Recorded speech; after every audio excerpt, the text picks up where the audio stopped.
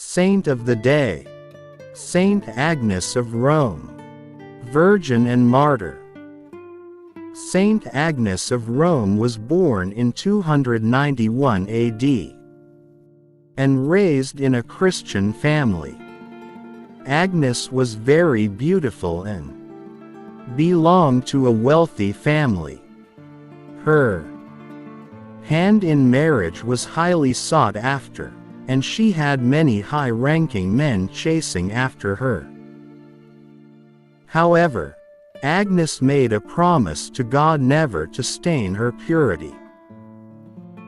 Her love for the Lord was great, and she hated sin even more than death.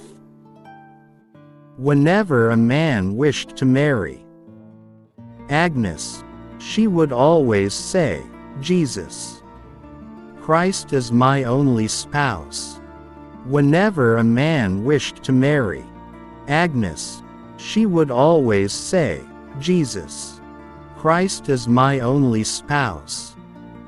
According to legend, the young men she turned away became so angry and insulted by her devotion to God and purity that they began to submit her name to authorities as a Christian follower.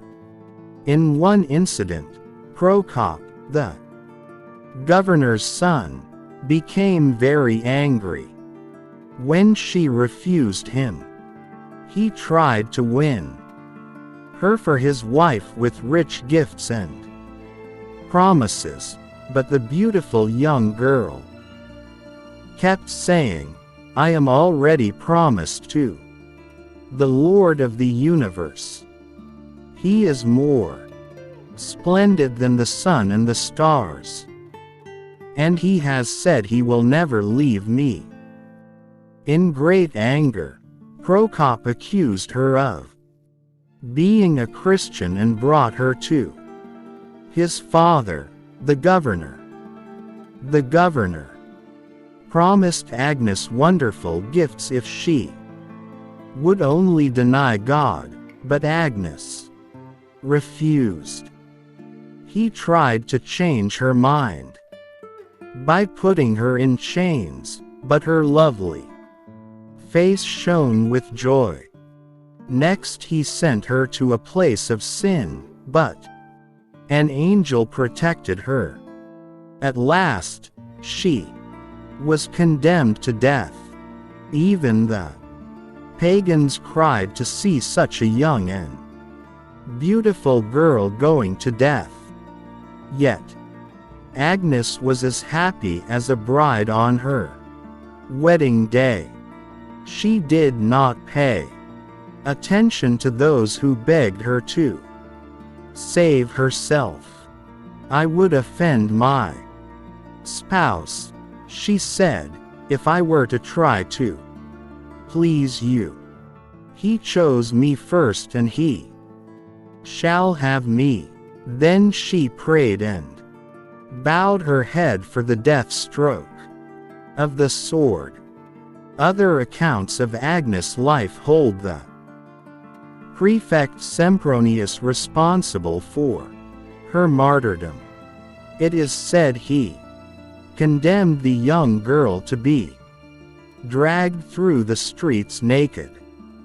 Some versions of the legend state that Agnes' hair grew instantly to cover her entire body, and all the men who attempted to rape the beautiful virgin were immediately struck blind. The stories go on to explain that another man presided over Agnes' trial. After Sempronius excused himself, the new man sentenced Agnes to death.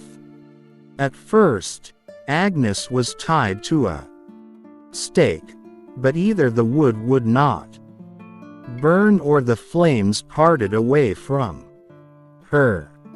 This prompted an officer to draw his sword and behead the girl. It is believed that her blood, which poured out to the stadium, was soaked up with cloths by Christians. She died a virgin martyr at the age of 12 or 13 on the 21st of January 304. Agnes was buried beside the Via Nomentana in Rome. Her bones are currently conserved beneath the high altar in the Church of Sant'Agnes Fuori le Mura in Rome, which was built over the catacomb that held her tomb. Her skull is preserved in the Church of Sant'Agnes in Agone in Rome's Piazza Navona. In 1858, Father Caspar Rural, an Austrian missionary, founded the Congregation of Sisters of St. Agnes. St. Agnes is widely known as the patron saint of young girls. She is also the patron saint of chastity, rape survivors and the children of Mary. She is often represented with a lamb, the symbol of her virgin innocence, and a palm branch, like other martyrs. She is shown as a young girl in robes, holding a palm branch with the lamb, either at her feet or in her arms. Her feast day is celebrated on January 21. On her feast day, it is customary for 2 lambs to be brought in to be blessed by the Pope. On Holy Thursday the lamb's wool is removed and woven into the pallium the Pope gives to a newly consecrated archbishop as a sign of his power and union with the Pope.